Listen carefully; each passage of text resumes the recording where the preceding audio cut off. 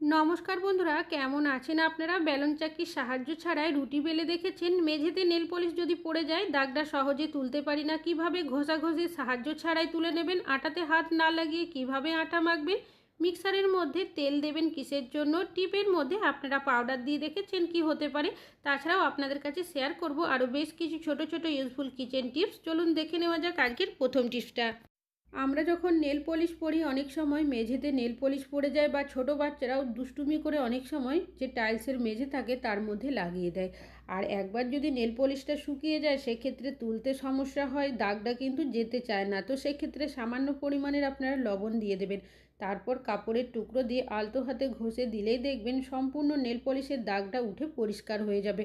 কোনো রকমের ঘষাঘষি করতেই হবে না। আশা করছি টিপসটা কাজে আসবে। ভালো লাগলে লাইক করবেন। এখন চলে যাচ্ছি পরবর্তী টিপসে। কোনো কৌটো বা জারের মধ্যে কোনো মশলাপাতি ঢালতে যায় এইভাবে করে দেখবেন বেশ কিছুটা মশলা সাইডে পড়ে যায়, এর ফলে আমাদের জিনিসটা কিন্তু অনেকটাই নষ্ট হয়ে যায়।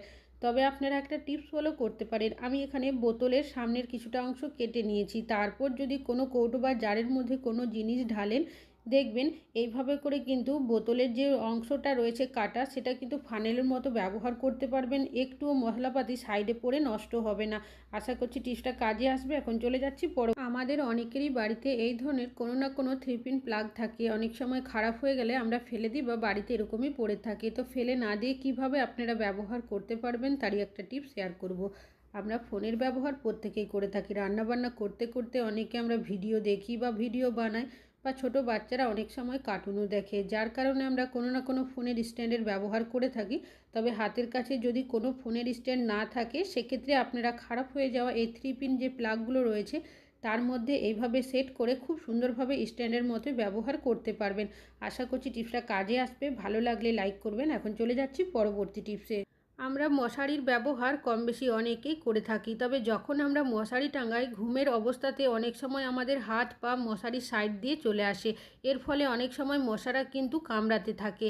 তো আপনারা যখনই মশারি টাঙাবেন বা টাঙানোর আগে একটা কাজ যদি করে নিতে পারেন তাহলে দেখবেন আপনাদের মশারির সাইড দিয়ে যতই হাত পা বেরিয়ে আসুক না কেন মশারা কোনোভাবেই কামড়াতে পারবে না। তো কি করবেন, নিয়ে নেবেন সাবান, ডেটল, স্যাভলন বা নিম ধরনের সাবান নিয়ে মশারির সাইড দিয়ে এইভাবে আপনারা ঘষে নেবেন। তাছাড়াও চাইলে একটু মশারির মধ্যেও ঘষে দিতে পারেন। আপনারা যদি এইভাবে সাবানের ব্যবহার করেন তাহলে মশা কামড়া তো দূরের কথা, মশারির আশেপাশেও দেখবেন মশারা কিন্তু আসবে না। আশা করছি টিপসটা কাজে আসবে। ভালো লাগলে লাইক করবেন। এখন চলে যাচ্ছি পরবর্তী টিপসে। আপনারা কি কখনো টিপের মধ্যে পাউডার দিয়ে দেখেছেন কি হতে পারে? আমি এখানে নিয়েছি একটা টিপের পাতা। আমরা প্রত্যেকটা মহিলারাই কিন্তু কম বেশি টিপ পরে থাকি, সবসময় না পরলেও অনেকে কখনো কখনো পরি। আবার অনেকে আছি যারা দেখবেন রেগুলার টিপ পরে থাকি। তবে রেগুলার টিপ পরার কারণে কপালে দেখবেন অনেকেরই সাদা একটা স্পট দাগ পড়ে যায়। তাছাড়াও টিপের যে আঠাটা থাকে তার জন্য অনেক সময় কপালের মধ্যে কিন্তু চুলকানিও হয়, র্যাশও বেরিয়ে যায়। তবে যখনই আপনারা টিপ পরবেন একটা কাজ কিন্তু করে নিতে পারেন। যে জায়গায় টিপটা পরবেন সামান্য পাউডার দিয়ে দেবেন, আলতো হাতে ঘষে নেবেন, তারপর যদি টিপটা পরেন দেখবেন সাদা যে স্পটের দাগ পড়ে বা অনেকেরই র্যাশ বেরিয়ে যায় সেটা হবে না। আর যদি সাদা স্পটের দাগ পড়েও থাকে এইভাবে যদি পাউডার দিয়ে টিপটা পরেন তাহলে দেখবেন সাদা স্পটের দাগটা সহজেই চলে যাবে। আশা করছি টিপসটা কাজে আসবে। আটাতে হাত না লাগিয়ে আটা মেখে দেখেছেন? চলুন দেখে নেওয়া যাক কিভাবে। রুটি আমাদের প্রত্যেকেরই বাড়িতে কম বেশি করা হয়ে থাকে। রুটি বানানোর আগে আটাটা কিন্তু মেখেও নিতে হয়। অনেক সময় আমাদের হাত যদি কেটে যায় সেক্ষেত্রে আটা মাখতে অনেকটাই সমস্যা হয়। সাহায্য করার মতো অনেকেরই বাড়িতে কেউ থাকে না, তখন নিজেদের কাজ নিজেদেরই করতে হয়। সেক্ষেত্রে একটা টিপস আপনারা ফলো করতে পারেন। নিয়ে নেবেন একটা পিলার, অবশ্যই পরিষ্কার পিলার নেওয়ার চেষ্টা করবেন। অল্প করে জল দেবেন আর পিলারটা এইভাবে করে ঘোরাতে থাকবেন, তাহলেই দেখবেন আস্তে আস্তে কিন্তু আপনাদের আটাটা মেখে নেওয়া হয়ে যাবে। তবে একেবারেই কিন্তু অনেকটাই জলের ব্যবহার করবেন না, অল্প করে জল দেবেন আর এইভাবে করে আটাটা মাখতে থাকবেন। এইভাবে যদি আটা মাখা হয় সেক্ষেত্রে যদি হাত কেটেও যায় সেক্ষেত্রেও দেখবেন কোনো রকমের সমস্যা আপনাদের হবে না।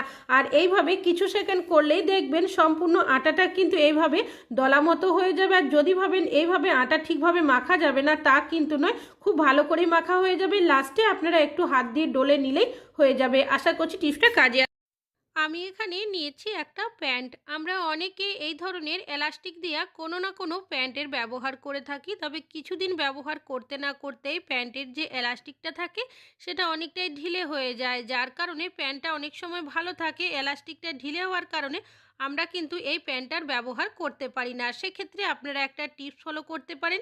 এখানে আমি নিয়েছি সূচ আর সুতো, অন্য কালারের সুতো নিয়েছি আপনাদের বোঝানোর জন্য। আপনারা যখন কাজটি করবেন একই কালারের সুতো নেওয়ার চেষ্টা করবেন, তবে সুতোটা যদি মজবুত নেন সেক্ষেত্রে সহজেই কিন্তু সুতোটা ছিঁড়ে যাবে না। তো আমি দেখতেই পাচ্ছেন এইভাবে করে 3বার সেলাই করে দিয়েছি। আপনাদের কতটা ঢিলে হচ্ছে সেই মাপ করেই কিন্তু সেলাইটা করতে হবে। তলার সাইডে এইভাবে আপনারা সেলাই করার পর কিছুটা অংশ সুতো বাকি রেখে কেটে দেবেন। ঠিক একইভাবে এই সুতোটার যেখানে সেলাই করেছি তার নিচের সাইড করে একইভাবে আবারও আমি সেলাই করব। সেলাই করার একটাই কারণ, যাতে করে এই সুতোটা সেলাই করার পর অনেকটাই মজবুত হয়ে যায়। তো দেখতেই পাচ্ছেন ঠিক একইভাবে আবারও কিন্তু আমি সেলাইটি করে নিয়েছি। যখন সেলাই করা হবে ঠিক দেখতে এরকম হবে। আবারও সুতোর বাড়তি কিছুটা অংশ রেখে কেটে দিয়েছি। এবার যে দুটো সুতো রয়েছে সেই সুতো দুটো এইভাবে আলতো হাতে টেনে নেবেন। তাহলে কি হবে, দেখবেন কুচির মতো তৈরি হয়ে যাবে, সুতো যাতে খুলে না যায় এইভাবে আপনারা গিঁট দিয়ে দেবেন। এইভাবে যদি আপনারা কাজটি করেন দেখবেন প্যান্টটা কিন্তু অনেকটাই টাইট হয়ে যাবে, যে ঢিলে ভাবটা থাকে। একইভাবে প্যান্টের উল্টো সাইডেও কিন্তু আমি সেলাই করে নেব।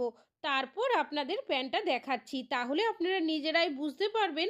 আপনাদের যদি এই ধরনের ঢিলে প্যান্টগুলো থাকে যেগুলো আপনারা ব্যবহার করতে পারছেন না, সেগুলো কিন্তু বাড়িতে খুব সহজেই আপনারা টাইট করে নিতে পারবেন। আর তবে যে সুতো ব্যবহার করবেন সেটা যাতে একটু মজবুত হয়। আমি অন্য কালারের সুতোর এই কারণেই ব্যবহার করেছি যাতে আপনাদের সেলাইটা বুঝতে সুবিধা হয়। এইভাবে আপনারা কিন্তু আপনাদের যে প্যান্ট ব্যবহার করেন না সেই প্যান্টগুলো ব্যবহার করে নিতে পারবেন। আশা করছি আপনাদের টিপসটা কাজে আসবে। আর এটা দেখতেও কিন্তু সুন্দর লাগছে। ভালো লাগলে অবশ্যই একটা লাইক করবেন। আপনারা কি কখনো মিক্সার মেশিনের মধ্যে একটু তেল দিয়ে দেখেছেন? কি হতে পারে? মিক্সার মেশিনের ব্যবহার মশলা পেস্ট করার জন্য কম বেশি আমরা অনেকে করে থাকি। অনেকে আমরা রেগুলার মিক্সার মেশিনের ব্যবহার করার কারণে দেখবেন কিচেনের সাইড করে রেখে দিই, এর ফলে অনেকটাই নোংরা ময়লা হয়ে যায়। আর যেহেতু ইলেকট্রিক্যাল জিনিস কারেন্টে চলে, জল দিয়েও ধুয়ে পরিষ্কার করতে পারি না, শর্ট সার্কিট হয়ে যাওয়ারও সম্ভাবনা থাকে। সেক্ষেত্রে আপনারা নিয়ে নেবেন নারকেল তেল। একটা সুতির কাপড়ের টুকরো বা তুলোর মধ্যে সামান্য একটু নারকেল তেল নিয়ে আপনারা মিক্সার মেশিনের মধ্যে এইভাবে যদি আলতো হাতে ঘষতে থাকেন, তাহলে দেখবেন মিক্সার মেশিনের মধ্যে যে নোংরা ময়লাগুলো থাকে সেটা কিন্তু খুব সহজেই উঠে পরিষ্কার হয়ে যাবে। তো দেখতেই পাচ্ছেন আমি মিক্সার মেশিনের বাইরের সাইডটা কিন্তু এইভাবে আলতো হাতে ঘষে নিয়েছি। এবার মিক্সার মেশিনের যে ওপরের সাইডটা রয়েছে সেটা কিন্তু আমরা হাত দিয়ে ঘষে সহজে পরিষ্কার করতে পারবো না, কেন কি এই জায়গাটা অনেকটা সরুও থাকে। তাছাড়াও অনেক সময় মশলা পেস্ট করতে গিয়ে যদি একটু জল মশলা পড়েও যায় সেক্ষেত্রে দেখা যায় জং বা মরচে পড়ে যায়। সেক্ষেত্রে আপনারা একটা টিপস ফলো করতে পারেন। সবার প্রথম সামান্য পরিমাণে নারকেল তেল দিয়ে দেবেন। আর আমি এখানে একটা সুতির কাপড়ের টুকরো নিয়েছি, চামচের যে হ্যান্ডেলটা রয়েছে তার মধ্যে পেঁচিয়ে দিচ্ছি, কাপড়টা যাতে খুলে না যায় একটা গার্ডারের সাহায্যে আটকে দিলাম। এবার নারকেল তেল দেওয়ার কারণে নোংরা ময়লাটা দেখবেন অনেকটাই আলগা হয়ে যাবে। তারপর এইভাবে যদি আপনারা চামচটা দিয়ে আলতো হাতে ঘষে দেন খুব সহজেই পরিষ্কার হয়ে যাবে। আর এই জায়গাটা এতটাই সরু, হাত দিয়ে তো সহজে পরিষ্কার করতে পারবো না, তাই এখানে চামচের ব্যবহার করেছি। তো দেখতেই পাচ্ছেন সব নোংরাটাই কিন্তু একদম উঠে পরিষ্কার হয়ে গেছে। তবে অনেক সময় এই ওপরের মোটরের সাইডেও অনেক সময় দেখা যায় কিছু মশলা বা জল যদি পড়ে যায় জং বা মরচে পড়ে যায়, সেক্ষেত্রে আপনারা সামান্য পরিমাণে নারকেল তেল দিয়ে এইভাবে যদি আলতো হাতে ঘষে দেন সেক্ষেত্রেও কি হবে, যদি জং বা মরচে থাকে সেটাও চলে যাবে। আর আমি হাত দিয়ে ঘষে দেখাচ্ছি, দেখতেই পাচ্ছেন এটা কিন্তু তেল চিটেও করছে না, যেহেতু সামান্য পরিমাণের নারকেল তেলের ব্যবহার করেছিলাম। এই যে তারটা থাকে মিক্সারের অনেক সময় দেখা যায় খুলে যায়, যতই আমরা ভালোভাবে গুছিয়ে রাখি। আপনারা এইভাবে কর্ডের মধ্যে একটু পেঁচিয়ে রাখবেন, সহজে তারটা খুলবে না। আশা করছি আপনাদের টিপসটা কাজে আসবে। ভালো লাগলে লাইক করবেন। আমি এখানে বেশ কিছুটা আটা মেখে নিয়েছি। রুটি আমাদের কম বেশি অনেকেরই বাড়িতে করা হয়ে থাকে, আর রুটি সাধারণত বেলি বেলন চাকি দিয়ে। তবে হাতের কাছে যদি বেলন চাকি না থাকে বা হয়তো আছে খুঁজে পাচ্ছে না, কখনো কখনো এঁঠোতেও থাকে, তাছাড়াও এখন অনেকে চাকরির সূত্রে বা পড়াশুনোর সূত্রে বাইরে থাকে, তাদের কাছে দেখবেন অনেক সময় দেখা যায় যে রুটি করার জন্য বেলন চাকি থাকে না, তখন তারা কেনা রুটি খায়। তো সেক্ষেত্রে একটা টিপস আপনারা ফলো করতে পারেন। এখানে আমি একটা তেলের প্যাকেট নিয়েছি। তেল আমাদের প্রত্যেকেরই কিন্তু নিয়ে আসা হয়ে থাকে, তবে তেলের প্যাকেটটা কিন্তু প্রত্যেকেই ফেলে দিই, তো তেলের প্যাকেট ফেলবেন না। যেহেতু তেলের প্যাকেটের মধ্যে কিছুটা হলেও তেল থাকে, তো তেলটা তো নষ্ট হয়ে যায়। তো যে লেচিগুলো বানিয়ে রেখেছিলাম রুটি করার জন্য, এখানে সেই লেচিটাই নিয়েছি, কিছুটা পরিমাণের আটা গুঁড়ো মাখিয়ে নিয়েছি। তবে প্যাকেটের একটা সাইড করে এভাবে করে লেচিটাকে রাখতে হবে। তারপর আপনারা ছোট্ট থালা বা প্লেট নিয়ে নেবেন, সেটা দিয়ে এইভাবে চাপ দিয়ে ঘোরাতে থাকবেন।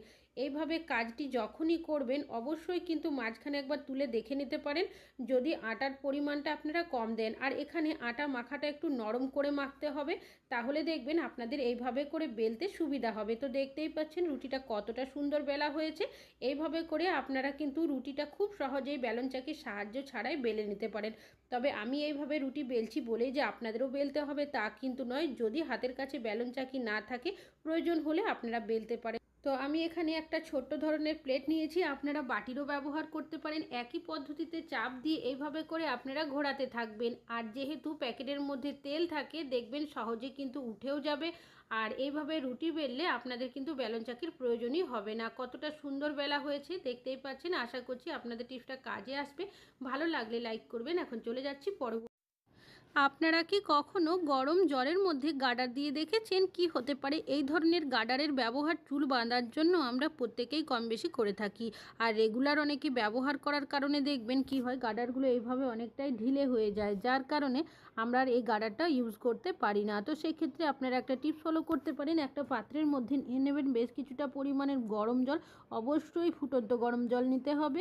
গরম জলের মধ্যে গার্ডারটা দেওয়ার সাথে সাথেই দেখবেন যে ঢিলে ভাবটা থাকে সেটা অনেকটাই টাইট হয়ে যাবে। এইভাবে কিছু সেকেন্ড রাখবেন, তারপর গার্ডারটা এখান থেকে তুলে নেবেন, ঠান্ডা জলে ধুয়ে নেবেন। আর গার্ডারটা শুকিয়ে নিলেই দেখবেন আপনারা কিন্তু আবারও আগের মতোই ব্যবহার করতে পারবেন। আশা করছি টিপসটা কাজে আসবে। ভালো লাগলে অবশ্যই একটা লাইক। আপনারা কি কখনো কমলালেবুর জুস বের করার জন্য চায়ের ছাঁকনির ব্যবহার করে দেখেছেন? আমি এখানে একটা কমলালেবু নিয়েছি। এখন বাজারে প্রচুর কমলালেবু পাওয়া যাচ্ছে, আমাদের প্রত্যেকেরই বাড়িতে কম বেশি নিয়ে আসা হয়ে থাকে। তবে আমরা অনেকেই দেখবেন ছোট বাচ্চাদের কমলালেবুর জুস খাওয়াই, তবে সবার কাছে সবসময় দেখা যায় জুস আর থাকে না। সেক্ষেত্রে আপনারা একটা চায়ের ছাঁকনির ব্যবহার করতে পারেন। তো এখানে আমি একটা চায়ের ছাঁকনি নিয়েছি। এই ধরনের স্টিলের যে চায়ের ছাঁকনি থাকে সেটারই ব্যবহার করতে হবে, প্লাস্টিকের নিলে চলবে না। একটা পাত্র নিয়েছি, এবার কিছুটা কমলা লেবু এর মধ্যে দিয়েছি, আর একটা ছোট সাইজের গ্লাস নিয়েছি। আপনারা চাইলে কাপেরও ব্যবহার করতে পারেন। আমি গ্লাসটাকে চাপ দিয়ে এইভাবে করে ঘুরিয়ে ঘুরিয়ে কমলা লেবুর যে জুসটা রয়েছে সেটা বের করে নেব। আর এইভাবে যদি আপনারা জুসটা বের করে নেন, সেক্ষেত্রে আরও একটা সুবিধা হবে, আলাদা করে কিন্তু আপনাদের জুসটাকে ছাঁকতে হবে না। তো বাকি যে কমলালেবুগুলো ছিল একইভাবে আমি গ্লাসটাকে চাপ দিয়ে ঘুরিয়ে ঘুরিয়ে সেই কমলালেবুর থেকেও কিন্তু জুসটাকে বের করে নিয়েছি। দেখতেই পাচ্ছেন আর কতটা সুন্দর জুসটা বেরিয়েছে। এইভাবে কিন্তু আমরা ছোট বাচ্চাদের জুস বের করে খাইয়ে নিতে পারি, যদি আপনাদের হাতের কাছে জুসার না থাকে। আশা করছি টিপসটা কাজে আসবে।